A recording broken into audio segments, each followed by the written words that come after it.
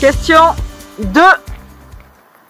Alors, montre où s'effectue le remplissage du produit de lave-glace. Alors, on va sortir à l'extérieur. Je vais actionner la commande d'ouverture du capot. Je n'oublie pas de mettre la béquille de sécurité. Donc, le produit de lave-glace se trouve ici. Et pourquoi est-il préférable d'utiliser un liquide spécial en hiver? Pour pas qu'il gèle. Bien. Question premier secours. Quel comportement adopter en cas de diffusion du signal d'alerte du système d'alerte et d'information des populations, que l'on appelle le SAIP? Donc, se mettre en sécurité, écouter les consignes, donc au travers des médias soit radio, soit télé, et de respecter. Question 8 et 70. Alors, montrer où s'effectue le contrôle du niveau du liquide de frein. Alors, je commence par ouvrir le capot. Hop, grâce à la manette ici. Le contrôle s'effectue sur le côté. On voit pas très bien, mais il y a le minimum et le maximum en haut. Ok, très bien. Quelle est la conséquence d'un niveau insuffisant du liquide de frein? Une perte totale ou partielle du freinage. En cas de panne ou d'accident, quel équipement de sécurité doit être porté avant de quitter le véhicule? Gilet haute visibilité. Question 12. Montrer où s'effectue le remplissage du liquide de refroidissement. Alors, pour ça, je vais ouvrir ma portière. Ici, j'ai une petite manette que je vais lever vers le haut pour ouvrir le capot du véhicule. Alors, le liquide de refroidissement se trouve juste ici. Ok. Quel est le danger si l'on complète le niveau du liquide lorsque le moteur est chaud? Alors, le risque, c'est d'avoir des risques de brûlure. Premier secours. Comment arrêter une hémorragie?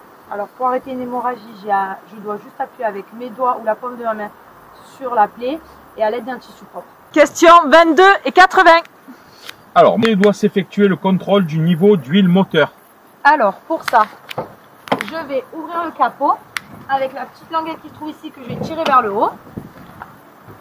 Tout ce qui concerne remplissage et contrôle d'huile moteur se trouve ici. Très bien. Quel est le principal risque d'un manque d'huile moteur? Alors, le principal risque, c'est le risque de casse ou de détérioration du moteur. Okay. Question premier secours. Comment est diffusée l'alerte émise par le signal d'alerte et d'information aux populations? Alors, par sirène, médias, télévision ou radio. Question 36. Montrer où s'effectue le remplissage de l'huile moteur. Alors, je commence par ouvrir le capot avec la manette qui se trouve ici.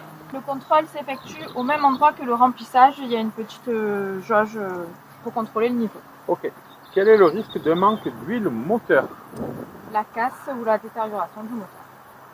Alors, question premier secours. L'utilisation d'un défibrillateur automatisé, que l'on appelle un DAE, sur une victime qui n'est pas en arrêt cardiaque, présente-t-elle un risque? Non, parce qu'il se déclenche uniquement s'il ne détecte pas une fréquence cardiaque. Question 48. Alors, ouvrez et refermez le capot, puis vérifiez sa bonne fermeture. Alors, l'ouverture du capot se fait à l'aide de la petite manette qui se trouve ici.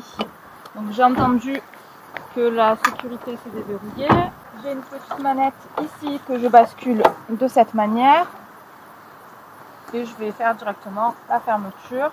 Donc, je le lâche à partir d'ici et je vois qu'il est bien fermé. Question sécurité. En roulant, quel est le risque d'une mauvaise fermeture du capot? Que le capot se réouvre et que je manque de visibilité. Question premier secours. Quel est le risque principal d'un arrêt cardiaque sans intervention des secours? La mort de la victime. Question 50. Alors, montrez l'orifice de remplissage du produit de lave-glace. Alors, pour ça, je vais ouvrir le capot. Le liquide de lave-glace se trouve là. Quel est le principal risque d'une absence de liquide de lave-glace? Manque de visibilité. Très bien. Et question premier secours. Pourquoi faut-il pratiquer immédiatement une réanimation cardio-pulmonaire sur une victime en arrêt cardiaque? Car les lésions au cerveau arrivent dès les premières minutes. Question 56 et 96. Alors, montrez où s'effectue le changement d'une ampoule à l'avant du véhicule. Pour ceci, je vais ouvrir le capot, toujours de la même manière, en tirant la petite languette vers le haut. Et tout ce qui est changement d'ampoule vers l'avant s'effectue ici. Quelles sont les conséquences en cas de panne d'un feu de croisement? Alors, je risque d'être confondu avec un deux roues et une mauvaise visibilité. Okay.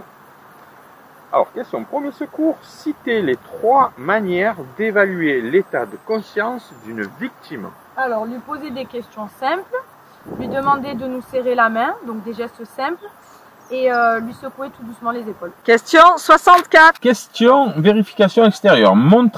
Procédez à l'ouverture du capot puis à sa fermeture en vous assurant de son verrouillage. Alors, je vais ouvrir le capot à l'aide de la petite manette qui se trouve ici, en tirant vers le haut. Je vais entendre un petit clac. Pour l'ouvrir entièrement, j'ai une petite sécurité ici, une petite languette jaune que je vais basculer vers l'arrière. Ça va permettre d'ouvrir entièrement le capot. Je vois que le capot s'ouvre bien. Et je vais relâcher le capot et entendre le claquement. Je n'appuie surtout pas dessus.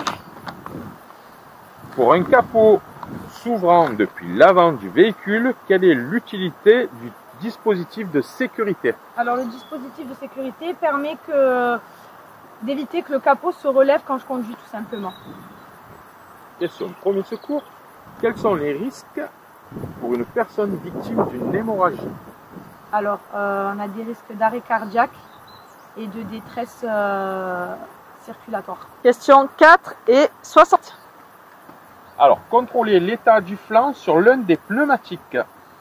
Alors le flanc c'est cette partie. Je vérifie qu'il n'y ait pas d'hernie ou de déchirure. Donc les hernies ça peut être une boule et la déchirure c'est si c'est craquelé. Donc il a l'air d'être en bon état puisqu'il ne présente aucune de ces anomalies. Bien. Citez un endroit où l'on peut trouver les pressions préconisées pour les pneumatiques. Alors dans la portière conducteur, dans la notice d'utilisation ou bien dans la trappe à carburant. Donc, question premier secours. Sur autoroute, comment indiquer avec précision les lieux de l'accident depuis un téléphone portable? Alors en donnant le numéro de l'autoroute, le sens de circulation et le point kilométrique. Question 32 et 84. Alors, sur le flanc d'un pneumatique, dessinez le repère du témoin d'usure et de la bande de roulement. Alors pour ça, je vais m'avancer du pneumatique. Ici, on peut constater que le témoin d'usure, c'est le TWI. Ça peut être une flèche, enfin un petit triangle ou un bonhomme Michelin selon la marque du pneumatique. Okay. Qu'est-ce que l'aquaplanage et quelle peut être sa conséquence? Alors l'aquaplanage ou l'aquaplaning, c'est quand il y a présence de film d'eau entre le pneumatique et la chaussée et du coup que le véhicule glisse sur l'eau. Donc, question premier secours. Si un dégagement d'urgence de la victime est nécessaire, où doit-elle être déplacée? Alors il faut l'éloigner du danger et de ses conséquences. Question 38 et 86. Alors, à l'aide de la plaque indicative, donnez la pression préconisée pour les pneumatiques arrière véhicules chargés. Alors la plaque se trouve ici. Donc je regarde le pneumatique arrière et je vais prendre la pression la plus haute en bar, donc ça va être 2,1 bar. À quelle fréquence est-il préconisé de vérifier la pression des pneus? Tous les mois ou avant un long trajet. Question premier secours. Comment et pourquoi protéger une zone de danger en cas d'accident de la route? Alors comment de manière claire et large et pourquoi? Pour éviter un suraccident. Question 6. Vérifier l'état et la propreté des plaques d'immatriculation. Alors je vérifie que mes plaques soient en bon état, pas cassées, pas abîmées, qu'elles n'aient pas de coups, là c'est le cas. Donc je peux passer à l'arrière pour vérifier la même chose. Donc là, pareil, elle est en bon état, elle n'est pas cassée, elle n'a pas de coups et tout ce qui est lettres et chiffres sont apparents. Quelles sont les précautions à prendre en cas d'installation d'un porte-vélo?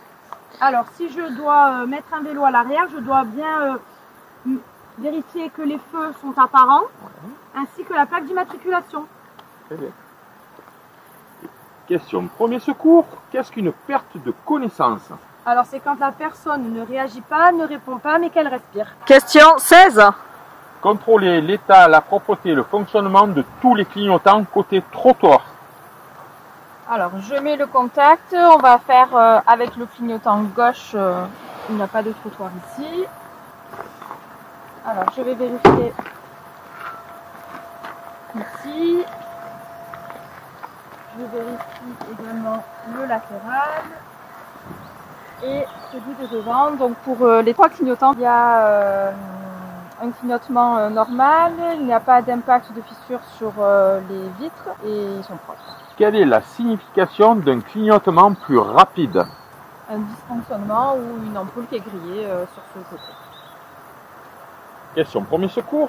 Quelles sont les conditions pour réaliser le dégagement d'urgence d'une victime en présence d'un danger réel, immédiat et non contrôlable?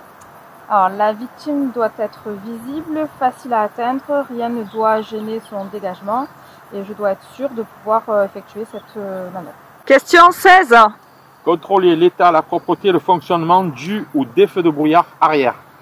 Alors pour ça, je vais allumer le contact. Pour allumer les feux de brouillard, il faut bien allumer les feux de croisement. Donc hop, je vérifie qu'ils sont bien allumés. Là, ils sont bien allumés et c'est là que je pourrai allumer mes feux de brouillard arrière. Et là, ils sont bien allumés. Je vérifie si mes feux sont pas cassés, en bon état et fonctionnels. Donc là, sur ce type de véhicule, il n'y a qu'un feu de brouillard. Ça peut arriver que sur d'autres véhicules, il y en ait deux. Là, sur celui-ci, il n'y en a qu'un.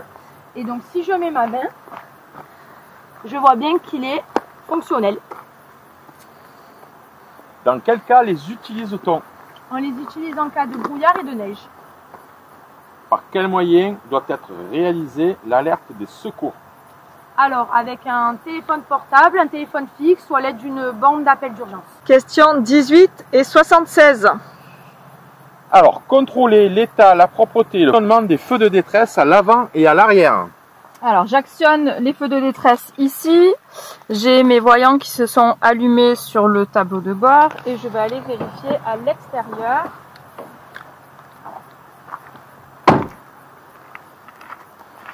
Donc, j'ai le premier feu ici, le second,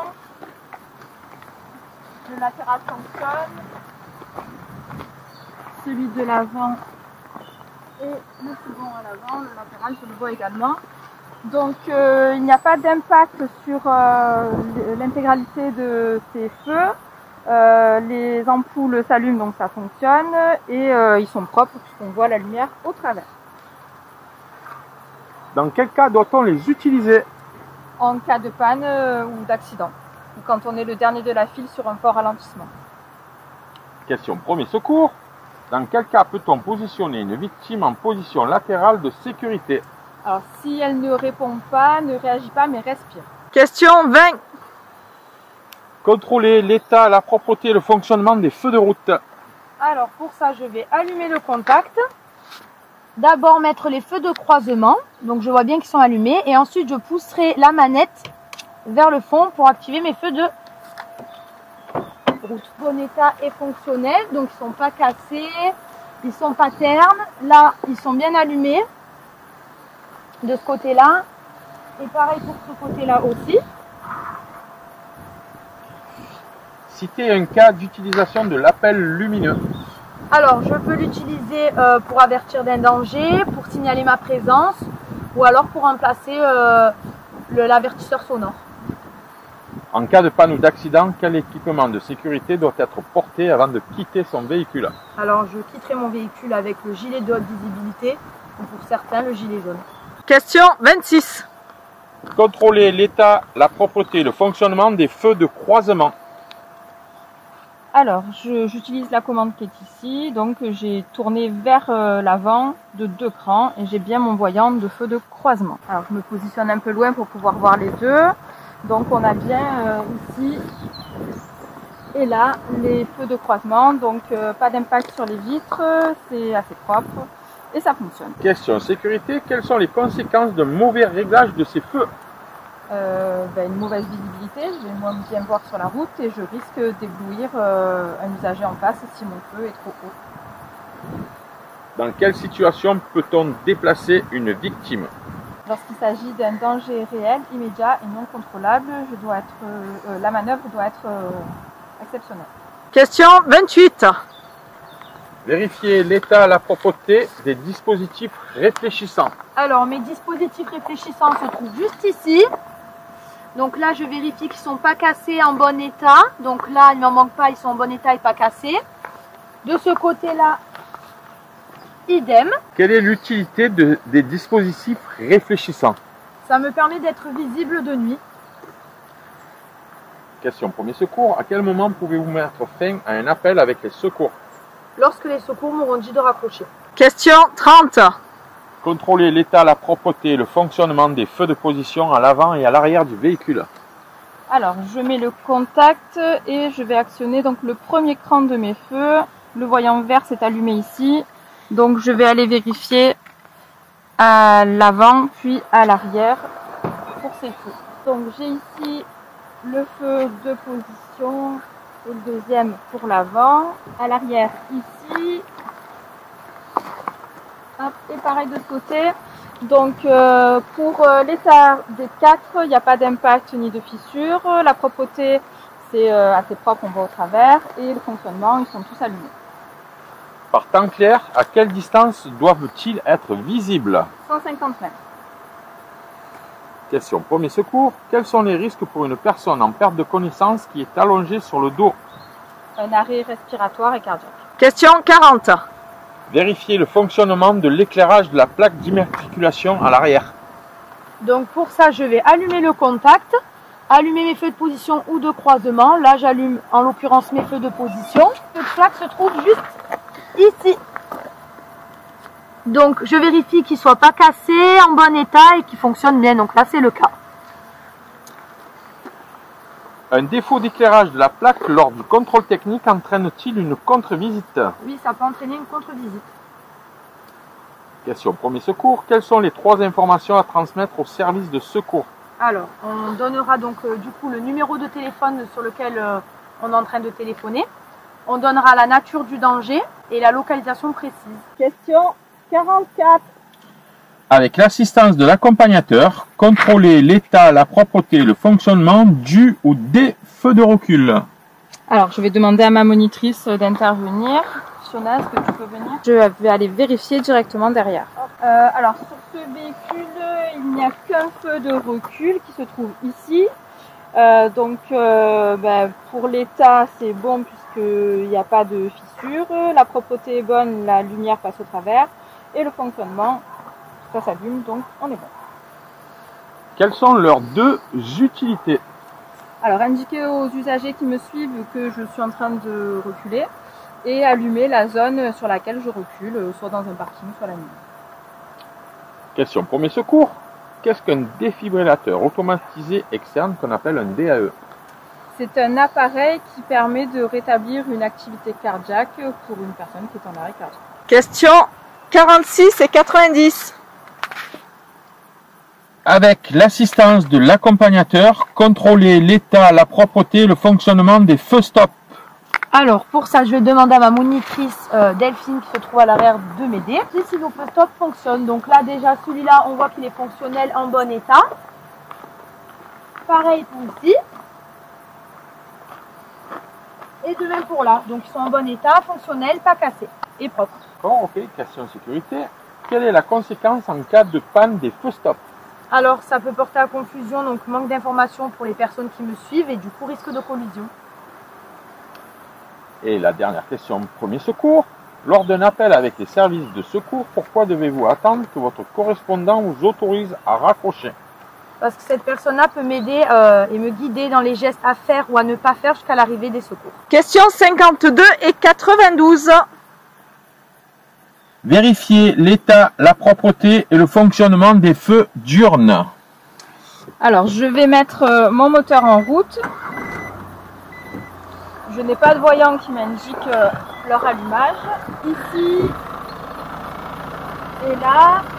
Donc, au niveau de la propreté, on est bon puisqu'il y a la lumière qui passe au travers. Au niveau du fonctionnement, les ampoules se sont allumées. Et au niveau de l'état, il n'y a pas d'impact ni de fissure. Quelle est leur utilité? Être visible 2 jours. Question premier secours. À quel moment pouvez-vous mettre fin à un appel avec les secours? uniquement lorsqu'ils m'ont invité à le faire. Question 10. Contrôler l'état de tous les balais d'essuie-glace du véhicule. Alors, pour ça, je vais vérifier. Donc là, je peux voir que mes balais d'essuie-glace ne sont pas cassés, en bon état et pas craquelés. De même pour celui-là. Et de même pour celui-là. Quel est le risque de circuler avec des balais d'essuie-glace défectueux? Alors, il y a un risque de mauvaise visibilité en cas d'intempérie. Question premier secours. Quels sont les numéros d'urgence à composer? Alors, on a le 18 pour les pompiers, le 15 pour le SAMU et le 112 pour les appels d'urgence. Question 24. Alors, montrez l'emplacement de la batterie du véhicule. Alors, on va ouvrir le capot pour aller vérifier. Et la batterie se trouve ici. Quelle est la solution en cas de panne de batterie pour démarrer le véhicule sans le déplacer? Alors, je peux la brancher en parallèle avec une autre batterie d'un véhicule en respectant bien la polarité, les plus avec les plus, les moins avec les moins, ou je la remplace tout simplement. Question premier secours. Pourquoi faut-il pratiquer immédiatement une réanimation cardio-pulmonaire sur une victime en arrêt cardiaque? Parce que les premières lésions au cerveau arrivent dans les premières minutes. Question 34. Ouvrez la trappe à carburant et ou vérifiez la bonne fermeture du bouchon. Alors, pour ceci, j'ouvre la trappe à carburant qui se trouve juste ici. Ici, on a l'AD-Blue et tout ce qui est carburant. Donc nous, ça sera le petit bouchon noir. Donc je vérifie qu'il soit bien fixé. Donc là, c'est le cas. Et je peux refermer. Question sécurité. Quelles sont les précautions à prendre lors du remplissage du réservoir? Je ne dois pas fumer, je ne dois pas téléphoner et je ne dois pas remplir le réservoir quand le moteur est allumé. Question premier secours.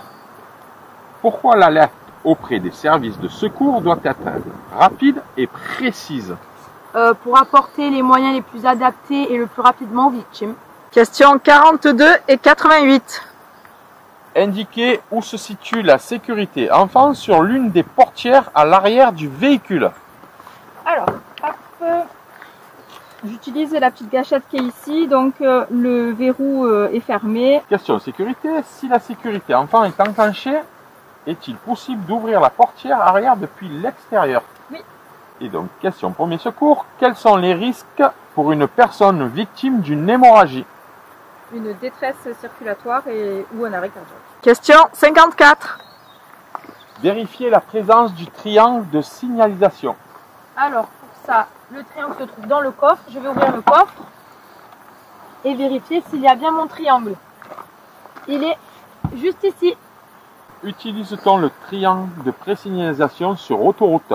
Non, surtout pas. Déjà, il y a des risques de danger pour nous-mêmes si on le met sur autoroute et puis il risque de s'envoler tout simplement. Question premier secours. Quel comportement doit-on adopter en présence d'une victime en arrêt cardiaque? Alors déjà, premièrement, je vais alerter les secours. Ensuite, je vais pratiquer donc un massage réanimation cardio-pulmonaire. Et si on a un défibrillateur automatique, utiliser plutôt le défibrillateur automatique. Alors, Question 58. montrez où s'effectue le changement d'une ampoule à l'arrière du véhicule. Alors, j'ouvre le coffre et je trouve ici une trappe qui me permet d'accéder aux vis pour enlever mon feu et changer l'ampoule qui sera défectueuse. Quelles sont les conséquences en cas de panne d'un feu de position arrière? Alors, je vais être moins bien vue et du coup, un risque de collision. Et donc, question premier secours. Comment est diffusée l'alerte émise par le signal d'alerte et d'information aux populations qu'on appelle le SAIP? Alors, soit à l'aide des sirènes, soit par les médias, donc France Télévisions ou Radio France. Question 60. Ouvrez et refermez le coffre, puis vérifiez sa bonne fermeture. Alors, je vais ouvrir le coffre. Pour ça, j'ai un petit bouton qui se trouve juste au-dessus de la plaque d'immatriculation. J'appuie, ça ouvre le coffre. Je vérifie que le coffre s'ouvre bien, donc il n'y a pas de problème au niveau des vérins. Et ensuite, je reclaque le coffre. Question sécurité. Lorsque vous transportez un poids important dans le coffre, quelles sont les précautions à prendre en ce qui concerne les pneumatiques et l'éclairage avant? Donc, je vais augmenter la pression de mes pneumatiques et régler donc mes feux. Et Pour finir la question premier secours, l'utilisation d'un défibrillateur automatisé sur une victime qui n'est pas en arrêt cardiaque présente-t-elle un risque? Non, tout simplement parce que le défibrillateur automatique se déclenchera automatiquement quand la personne sera en arrêt cardiaque. Question 62. Ouvrez et refermez le coffre puis vérifiez sa fermeture. Alors, j'actionne le bouton qui se trouve au-dessus de la plaque. Donc, le coffre s'est ouvert, il s'ouvre juste en haut et je le claque pour le refermer. Donc, il s'est bien refermé également. Quels sont les risques de circuler avec des objets sur la plage arrière? Alors, déjà un manque de visibilité, mais surtout, c'est un risque de devenir des projectiles en cas de freinage ou de choc. Et question premier secours, qu'est-ce qu'une hémorragie? Une perte de sang prolongée qui ne s'arrête pas et ça va imbiber un mouchoir en quelques secondes. Question 66 et 00. Montrez où se situent les gicleurs de lave-glace avant. Alors, le gicleur de lave-glace avant se trouve juste ici. C'est 3 petits trous ici. Juste ici. Donc, question de sécurité, quelle est la principale conséquence d'un dispositif de lave-glace défaillant? Manque de visibilité si on doit activer les essuie-glaces pour nettoyer. Question premier secours, qu'est-ce qu'un défibrillateur automatisé externe? Alors, c'est un appareil qui permet de rétablir une activité cardiaque en cas d'arrêt cardiaque.